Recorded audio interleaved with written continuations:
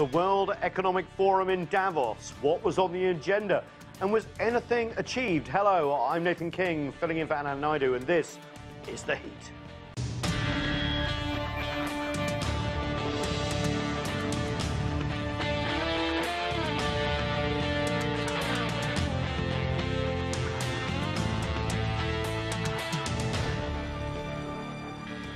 Hello again. Global leaders and representatives from more than 100 governments gathered in Davos, Switzerland this week for the World Economic Forum's annual meeting.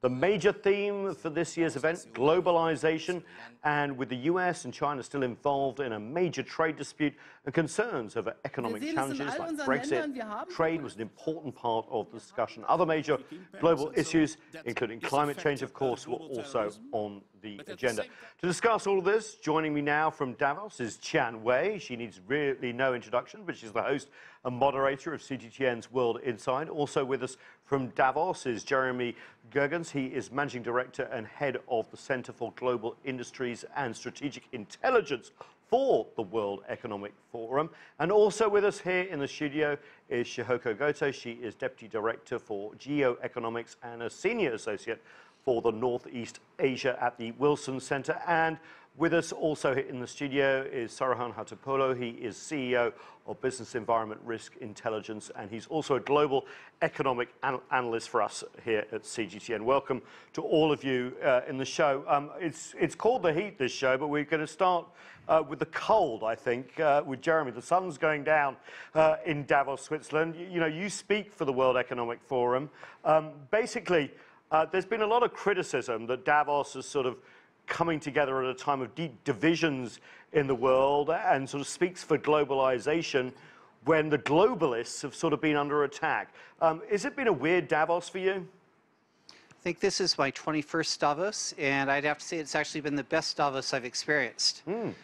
We have the globalization 4.0 theme going, and a lot of the key topics coming out. You mentioned, you know, trade, environment, inequality, and technology have all been center stage here during the discussions. Just a quick follow-up on that. Has there been a feeling of confidence at Davos among the world's economic elite, or are they worried about what they see in the next 6 to 12 months, not just economically, but also politically around the world? Yeah, I would have to say there is definitely uncertainty. Overall, there is some reassurance on the economy. We heard from both Wang Qishan and Christine Lagarde that while we're experiencing slowing, we are still seeing growth. And in China's case, we see a shift towards a more sustainable growth pattern. And from Christine Lagarde, we heard that while the economy is slowing, we don't expect recession at this stage. So confidence, but also some worries on the horizon. Qian Wei, let's bring you in. You know Davos very well. We heard from Jeremy there that Wang Qishan, obviously speaking, China's vice president. Let's have a listen to what he has to say, and I want to get your reaction off the back. We in China have continued to promote opening up across the board, advanced international cooperation on the Belton Road Initiative, upgrade an open world economy, and work for a new type of international relations featuring mutual respect, equity, justice, and a win-win cooperation under the principle of consultation and cooperation for shared benefit. There we go. Your reaction to that, Qian Wei, and also remember that obviously China had the platform essentially to itself with the absence of the US delegation because the government shut down. How did that speech go over? And were there any questions considering the standoff we're seeing between Beijing and Washington right now? Well, the speech itself, the part you just played, is the part that Chinese leader is trying to help others understand what China has been doing in terms of reform and opening up after 40 years of reform and opening up, after we just celebrated that last year. Further, on top of that, Vice President Wang Qishan's speech has a lot to do with helping others to understand the mentality of China. He talked about the past, the present, and the future, and always used history, as he said, when it comes to Chinese way of thinking, as a reference and inspiration for future development. Well, one of the things he actually really talks about in his speech, if you read it between the lines, is how China, the history, past 200 years, has been not necessarily among the strongest in the world, and people is strong desire for better life. And now China, second largest economy in the world, biggest purchasing power among all nations, together with other emerging and developing countries, is already here at the table to discuss all the topics that's relevant for these countries' economies for the future. So those who brush off the voices of China and other emerging and developing countries might not necessarily at the point really understand what is going on. That seems to be his major point for his argument. But of course, he talked about China's reform agenda. That is a commitment China has for the rest of the world. Thanks, Chang-Wei. Shihoko, here in Washington, just before I get to you, Christine Lagarde gave a couple of comments, and she seemed to be both optimistic but also wary. Let's just have a listen. I'll get your reaction off the back. The bottom line is that after 2 years of solid expansion, the world economy is growing more slowly than expected, and risks are rising. Now, does that mean that a global recession is around the corner? No. She said no there, but bank after bank has sort of revised down sort of growth figures for 2019 and 2020. Most were expecting some sort of recession in the US or globally around 2020, but it seems that people are moving the goalposts backwards towards where we are now. Is that the sense that because of what's been going on here in the US and elsewhere, we could be sort of sleepwalking into something a little severe? Well, I think there are really two issues at stake, especially for the audience in Davos. The first one is the systemic risks that the IMF and the investment banks are really worried about. And what's that, debt? Debt. There's also this whole issue of trade relations between the United States and China, that the two economic giants of the world are going to there's going to be this tremendous spillover effect all over the world, especially in Asia. But the second issue is much more of a fundamental one regarding governance, that we are seeing a rise of economic nationalism. There's a great wave of populism. And on the one hand, Davos is trying to address some of the issues that face the world, issues regarding environmental sustainability, about income inequality, but there's this great fear amongst the, in democracies in particular, that systemically, that the way that governments are moving forward cannot address their very real fears. Sirhan, I'd like you to follow up on that a little bit. There seems to be a worry amongst global leaders that the architecture, if you like, of the global financial system is being questioned more and more by, as you said, nationalist governments. Is this a theme that you saw coming out of Davos? Oh, absolutely. I think they were worried about it from day one. And day one, what I mean is the inauguration of President Trump here.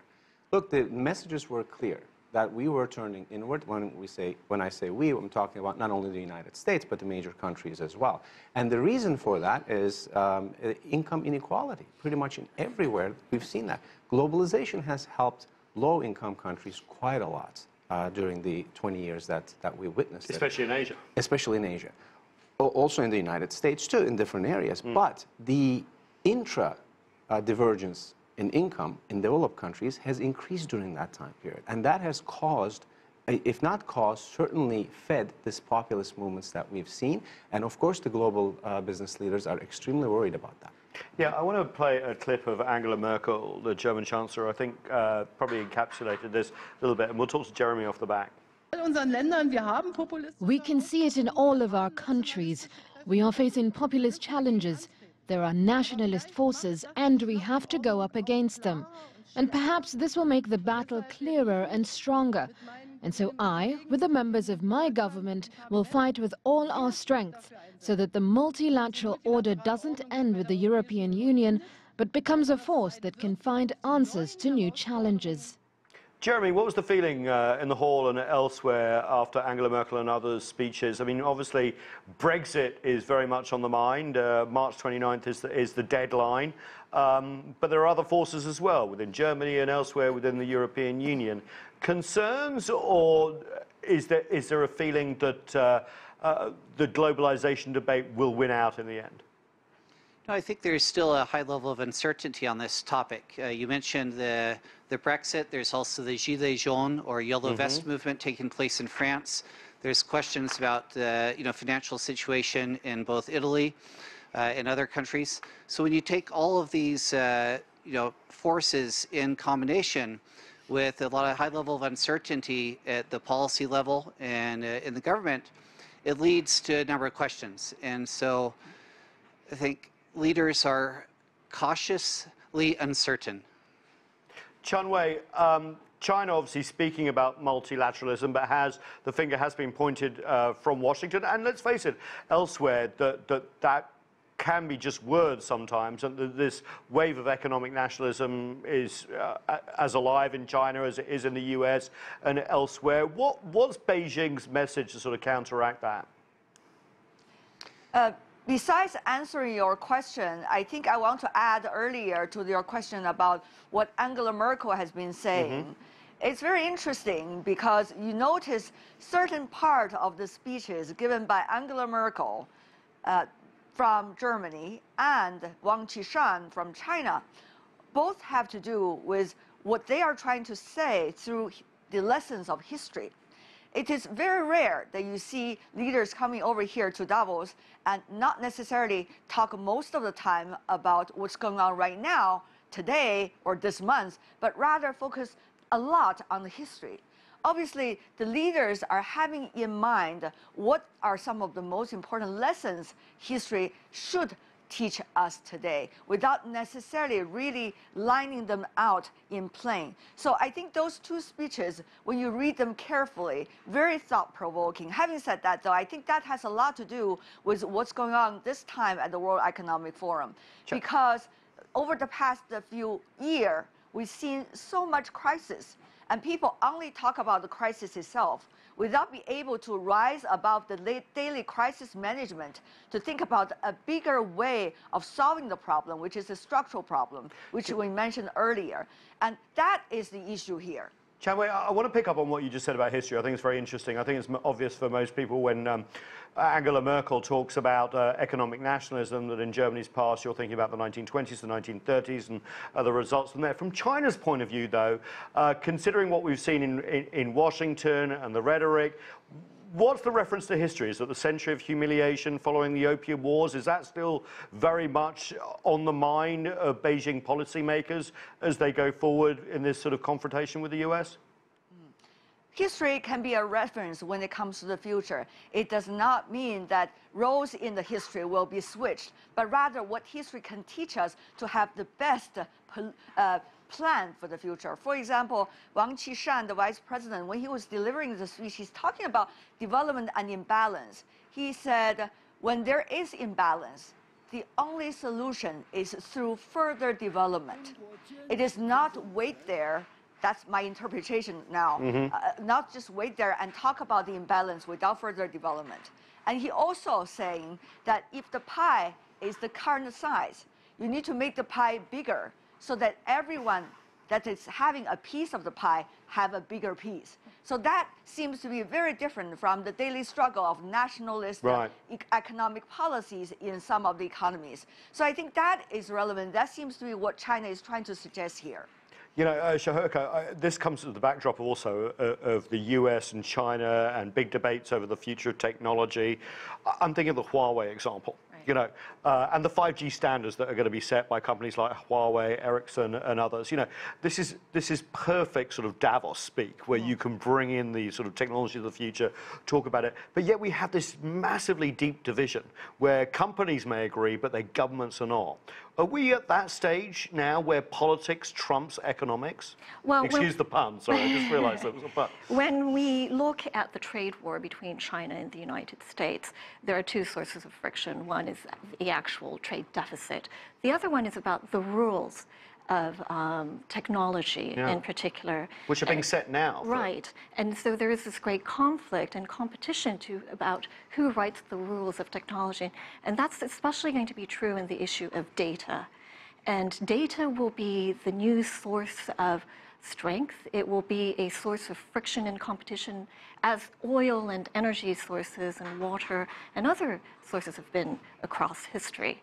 And data is the new oil. I remember the Economist's front cover. Right. So data is the new oil, and we don't know who actually governs this. And these issues about or surrounding data, things like privacy, these are issues where China and other countries led by the United States have a very different idea about. And even between the United States and Europe, there are very different ideas about what consists of data privacy and how do we define data security. So this is something that will require greater cooperation and deliberation. And I believe that this is exactly where a forum like Davos, where the private sector and the public sector actually come together and discuss these issues.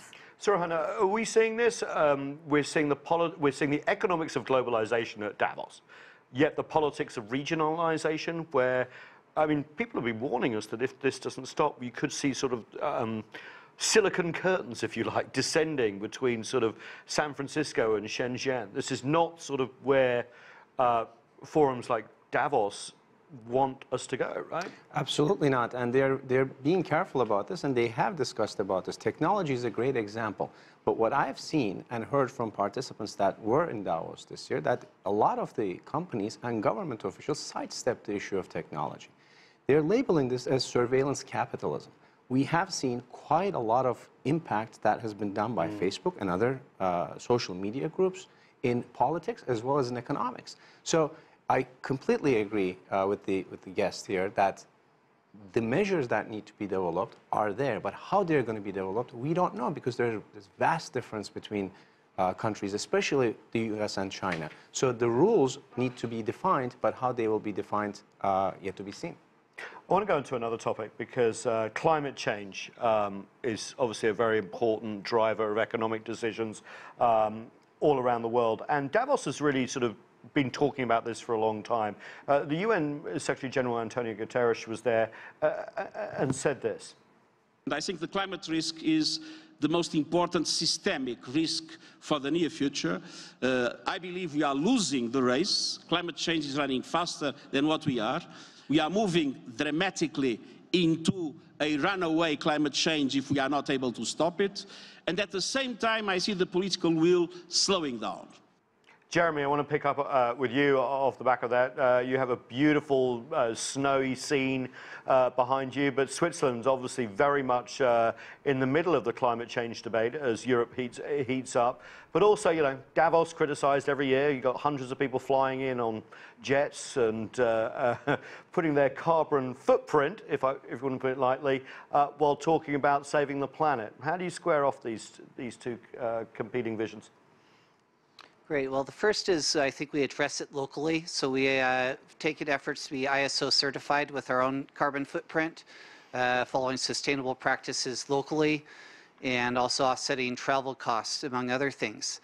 I think what's really important for an issue like this, and we talked about multilateralism earlier, this issue will not be solved by any country or organization alone, and it's only by coming together, having both formal discussions as well as informal discussions to try and understand other people's perspectives and, you know, what's important to them, that we can start to address these questions. What struck me this year was the extent to which businesses put this issue front and center in their own mind.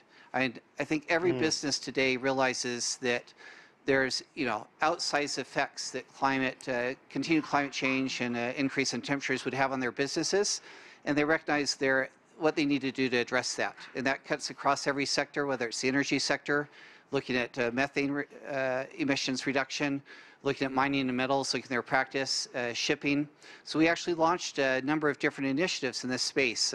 We're working on a Clean Skies project with the airline sector. We're working with the Oil and Gas Climate Initiative, where even at the same time that the US was weakening, say, regulations on methane emissions, you have companies stepping up from the US and other countries to make their own commitments to improve in this area.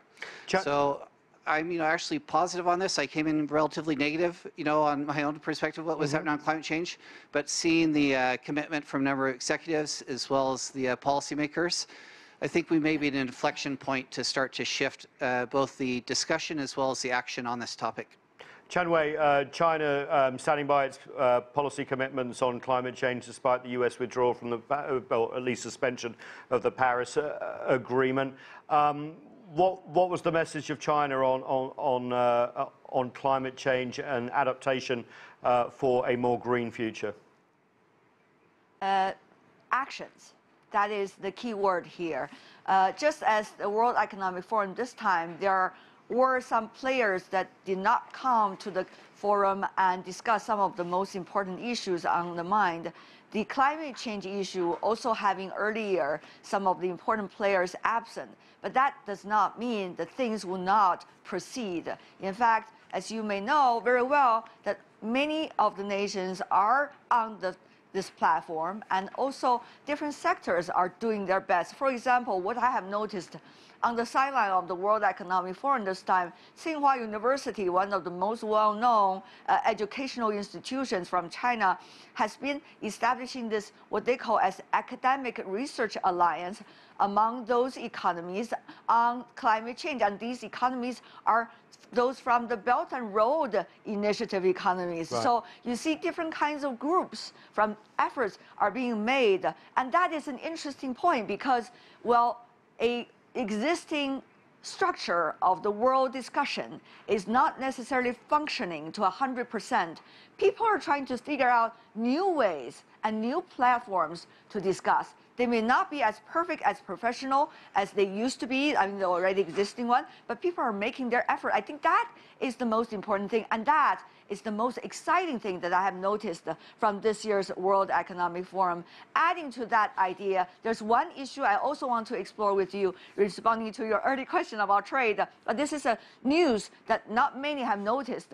China, together with 70 other economies around the world joining the World Economic this time, signed a statement agreeing with one another, including the United States, the EU, Australia, and some of developing and emerging economies together, that they want to work together on electronic trade negotiations, whether it's WTO related or it's other trade regulations and platforms. So it shows that people are looking for solutions. It's not just dead air.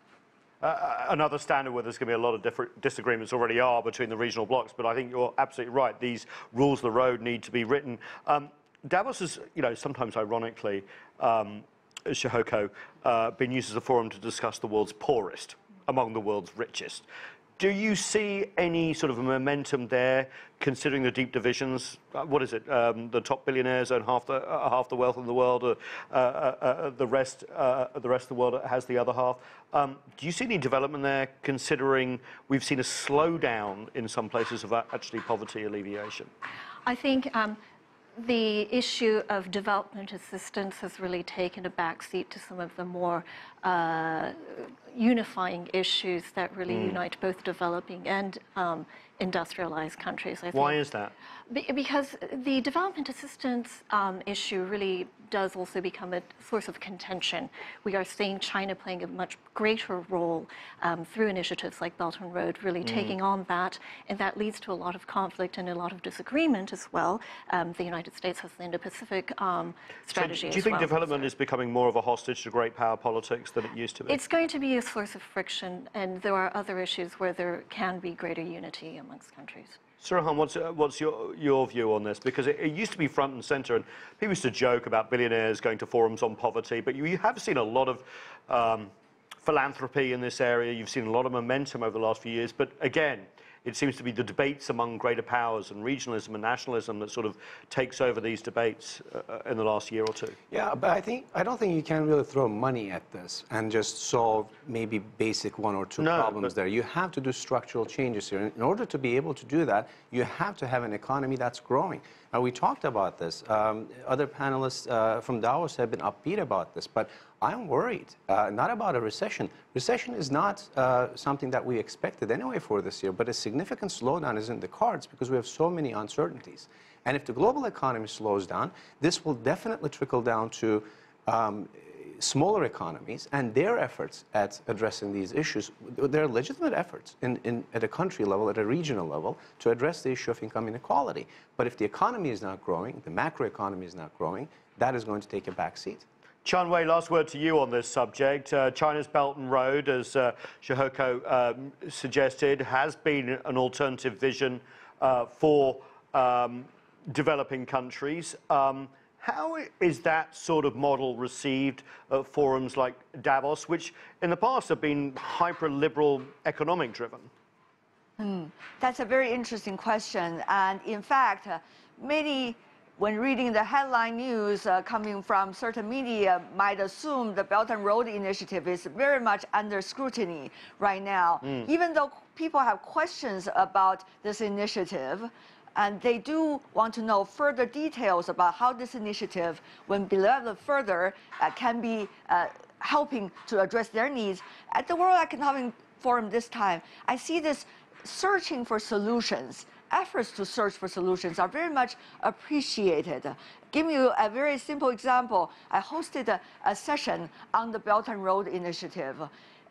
It was assumed that not many people would be that interested in, so it was put into a relatively smaller than the General Congress Hall place. But eventually, people lined up, like almost hundreds of them right out there, out of the door, because they don't have a place to come in, and they watch online the live stream from there. So in a way, it is very interesting how people are gearing up to look for solutions, even though some of the solutions still under debate. They need to be further perfected, but still people think that is the most important thing, actions, not just talk. Chen Wei, I think we have to tell Jeremy to get you a bigger room next year for the Belt and Road Initiative. A great discussion from Chen Wei and Jeremy in the cold of Davos and the warmth here in the DC studio. That's it for this edition of The Heat. Thanks for joining us.